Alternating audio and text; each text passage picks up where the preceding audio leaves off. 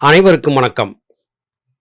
11 சித்தர்களுள் மிகவும் எளிமையானவரும் தைரியமிக்கவரும் நவகோள்களையும் தன் புத்திசாலித்தனத்தால் ஆட்டி வைத்தவருமாகிய இடைக்காட்டு சித்தர் பாடியருளிய அதி உன்னதமான கருத்துக்கள் பொதிந்த ஞான பாடல்களை பார்த்து கொண்டிருக்கிறோம். நவகோள்களையும் தன்னுடைய புத்திசாலித்தனத்தால் மாற்றியமைத்து இந்த பூமி பந்துக்கு ஏற்பட்ட பஞ்சம் பட்டினி போன்றவற்றை நீக்கியதிலே இடைக்காட்டு சித்தர் சித்தர் உருமக்கள் குழாத்திலேயே மிக பெரும் பெயர் பெற்றார்.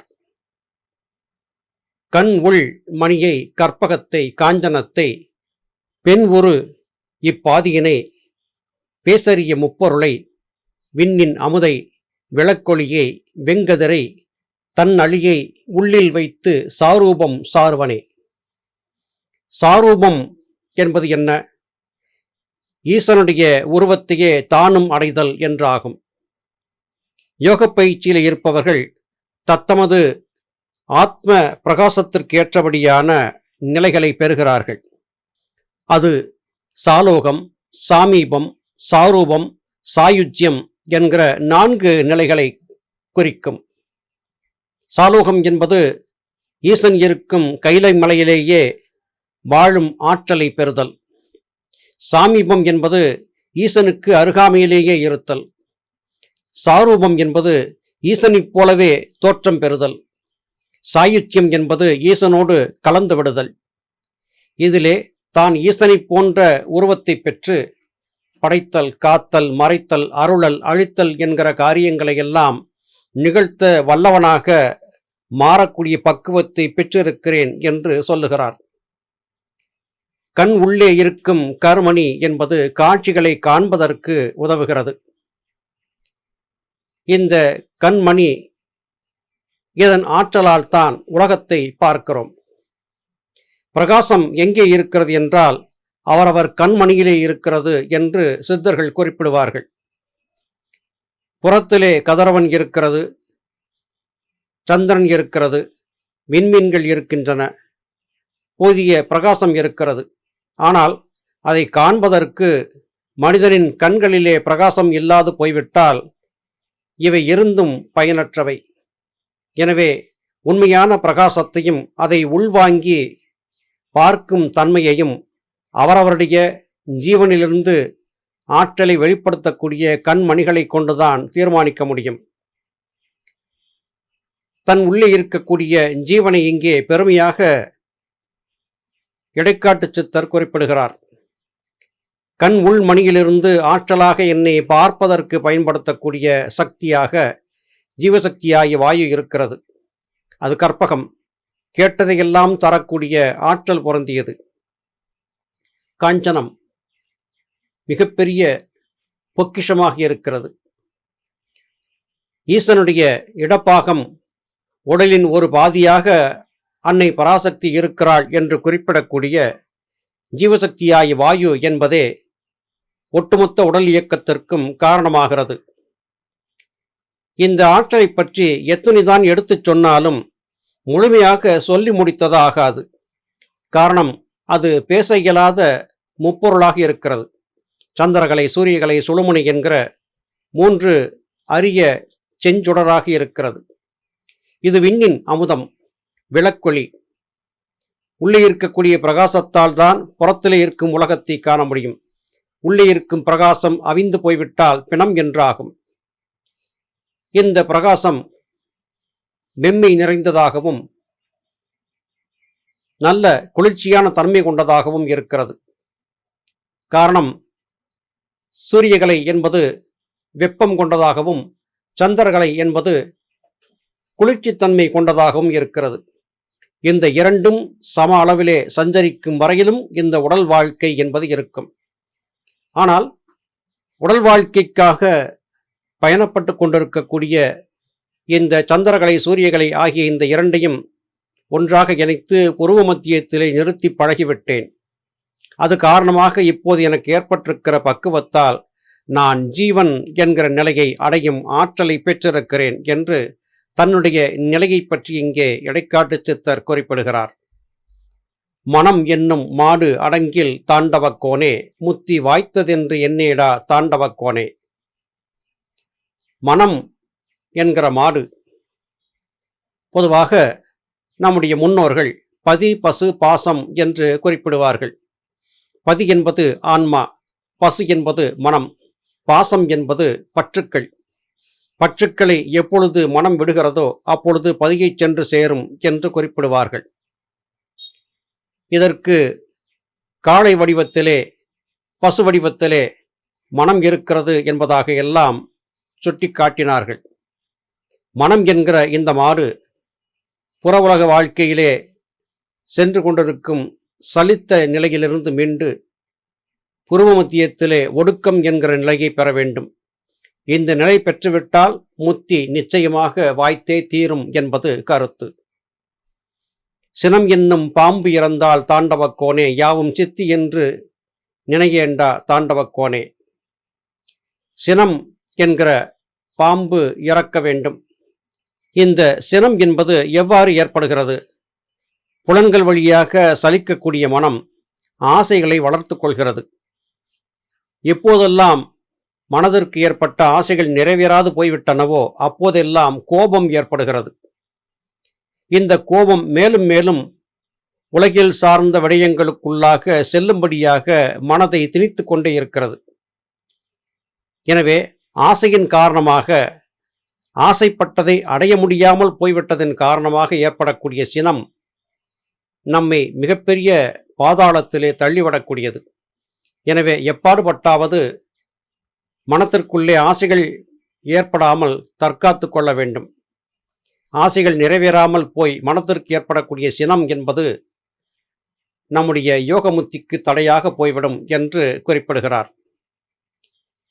சித்தி என்பதை அடைய வேண்டும் என்றால் மனதிலே ஏற்படக்கூடிய எண்ணங்கள் அற்றுப்போக வேண்டும் என்பது கருத்து.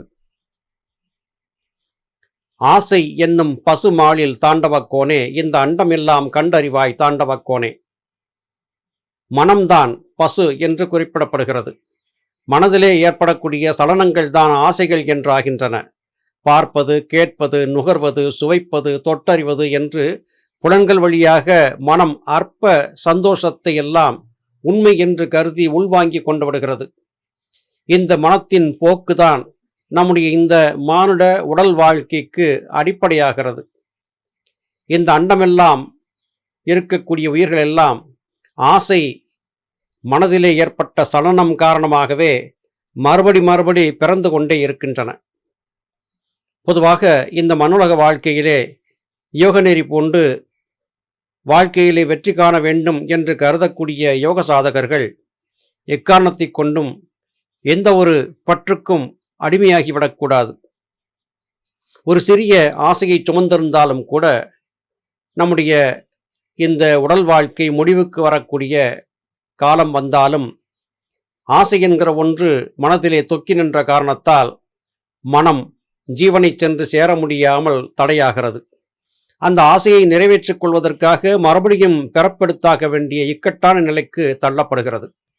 எனவே ஆசை என்பதை வளர்த்து கொள்ளக்கூடாது என்பது இடைக்காடரின் அறிவுரையாகிறது. ஓசை உள்ளடங்கும் முன்னர் தாண்டவக்கோனே, மூலத்து ஓங்காரம் கண்டறினி தாண்டவக்கோனே. ஓங்காரம் என்பது எது? அகார உகார மகாரங்களின் தொகுப்பு ஓங்காரம் என்று சொல்வார்கள். அகாரம் என்பது சந்திரகலை, உகாரம் என்பது சூரியகலை, மகாரம் என்பது சுழுமுனை. சந்திரகலை சூரியகலை ஆகிய இந்த இரண்டும் சுழுமுனை மத்தியத்திலே நின்று அழுந்தும் போது ஒரு சுழற்சி ஏற்படுகிறது. அந்த சுழற்சியிலே ரீங்கார நாதம் கிளம்புகிறது. அந்த ரீங்கார நாதம் சுவாசத்தின் ஓசை என்றாகிறது. சுவாசத்தின் ஓசைதான் ஓங்காரநாதம் அல்லது பிரணவநாதம் என்று அழைக்கப்படுகிறது.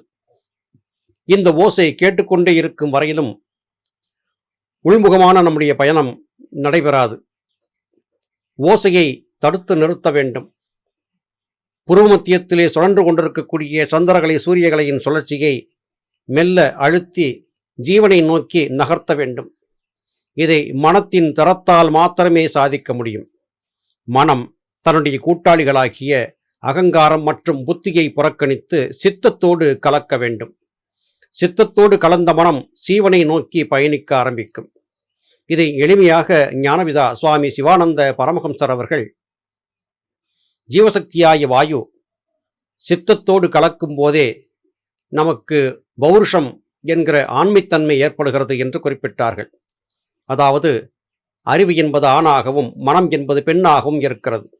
எப்பொழுது அறிவு என்கிற ஆண் மனம் என்கிற பெண்ணை அடக்கி ஆள்கிறதோ அப்பொழுதுதான் ஆண்மகனாகிறது என்று குறிப்பிட்டார். இங்கே ஆண்மை என்று சொல்லப்பட்டது ஆத்ம நிலையை குறிக்கும்.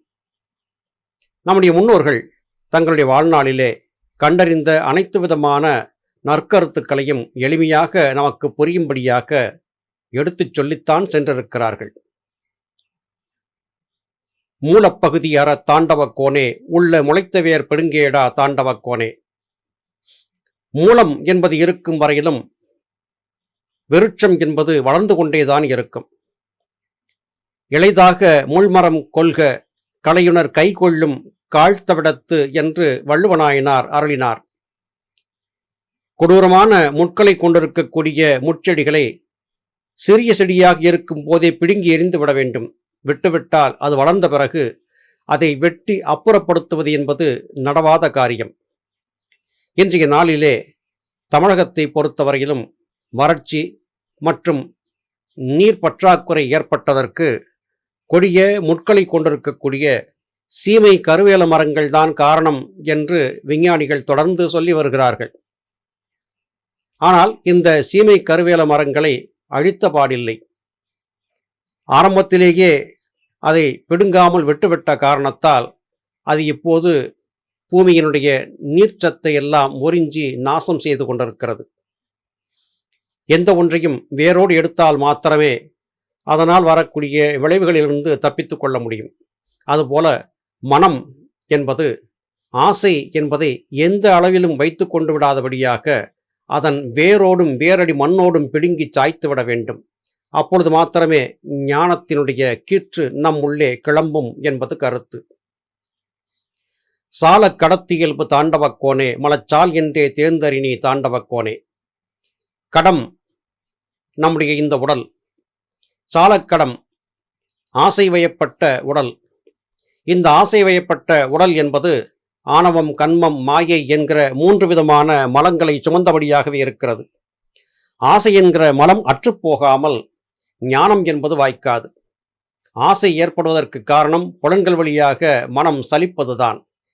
எப்படி பார்த்தாலும் ஒரு யோக வெற்றியை நோக்கி பயணிக்கக்கூடிய யோக சாதகன் வெறும் வாசிப்பயிற்சியை மாத்திரம் நம்புகிறாமல் மனதோடு பேசுவதும் மனதிலே எழக்கூடிய பற்பல விதமான இச்சைகளுக்கு தடை போடுவதும் மனதை பக்குவப்படுத்துவதும் அவசியமாகிறது. இது சாத்தியமாகிவிட்டால் நம்முடைய வாழ்நாளிலே நிச்சயமாக முத்தி மோட்சத்தை பெற்றுவிட முடியும் என்பது இடைக்காட்டு சித்தரின் அறிவுரையாக இருக்கிறது. நல்லது சகோதர சகோதரிகளே, மீண்டும் அடுத்த பதிவிலே உங்களை சந்திக்கிறேன். அதுவரையிலும் நன்றி, வணக்கம்.